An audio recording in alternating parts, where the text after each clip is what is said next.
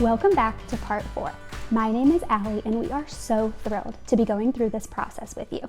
Let's dive back in. Thanks to you and your hard work so far, we've got your good goals for 2024.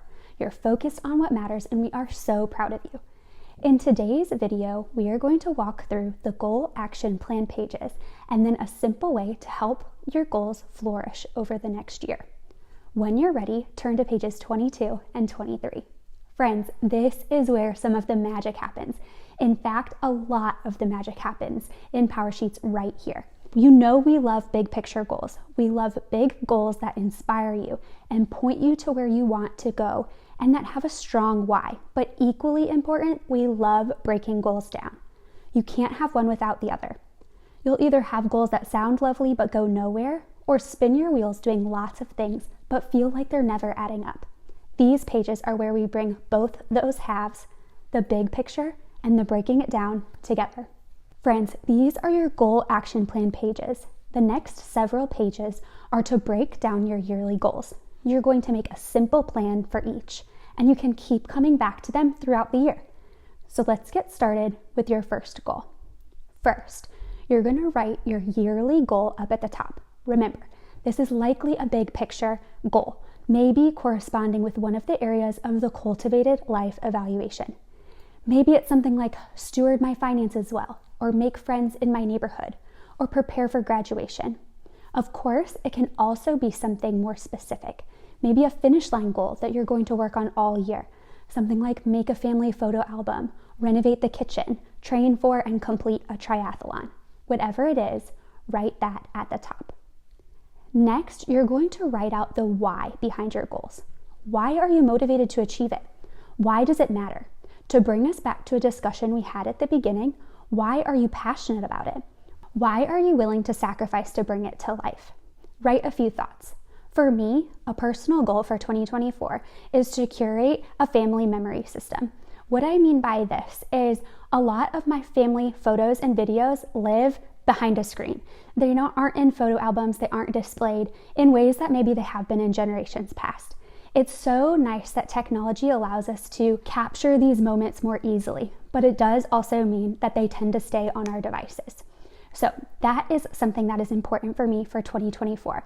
I want a way to continue sharing stories and to have generational memories to keep and share with my family. Hopefully that example inspires you to think about the why behind your goals. All right, in the next section, we're going to get practical. It's so important to be realistic about the resources it will take to accomplish a goal. This is not meant to be discouraging, but again, realistic. So take a moment to think through the resources you might need. Time to go on runs or learn something new or put in the work. Expertise or advice, money for supplies or studio time or new equipment or a class. Maybe you need emotional capacity if you're doing something difficult or healing. Physical space to practice or store supplies or gather people. Help from others to watch children or get to where you need to go or gather funds. Whatever it might be, mark the boxes to get your wheels turning. In the sidebar, check off what area of the cultivated life evaluation this goal falls under and whether it includes habits, finish lines, or is a big dream. You can check multiple boxes. Again, this helps you categorize the goal in your mind and see whether you're building a well-rounded year, if that's something you're hoping for. Now, at the bottom, we have 3 questions that will help you begin to break your goal down. What does success look like for this goal at the end of 2024? This helps you know where you're headed.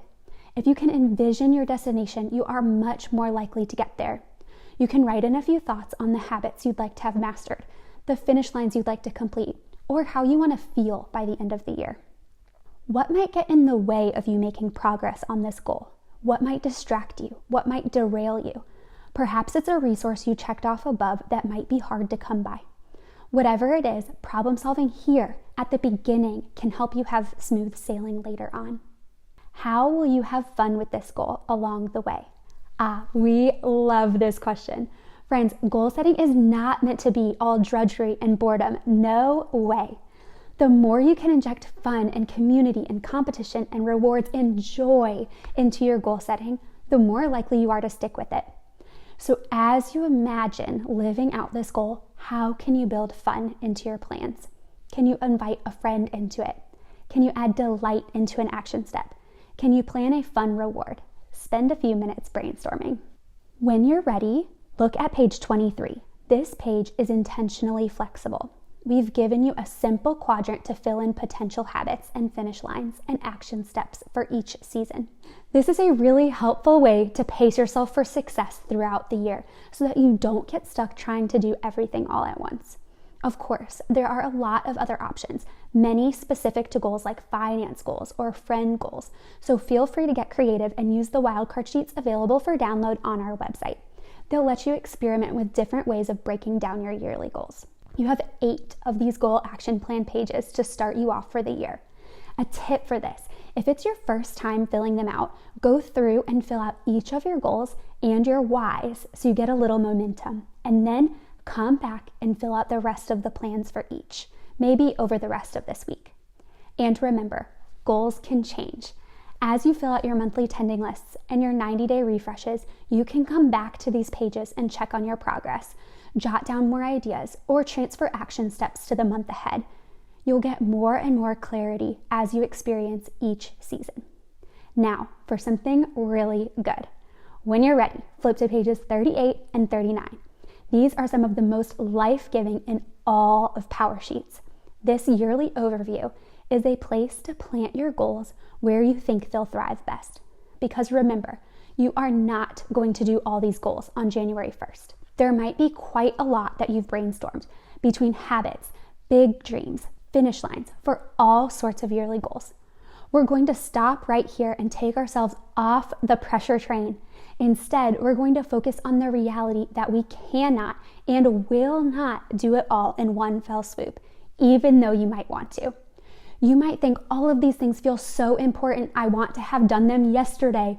That's good. Use it as motivation to carry you throughout the next year or beyond.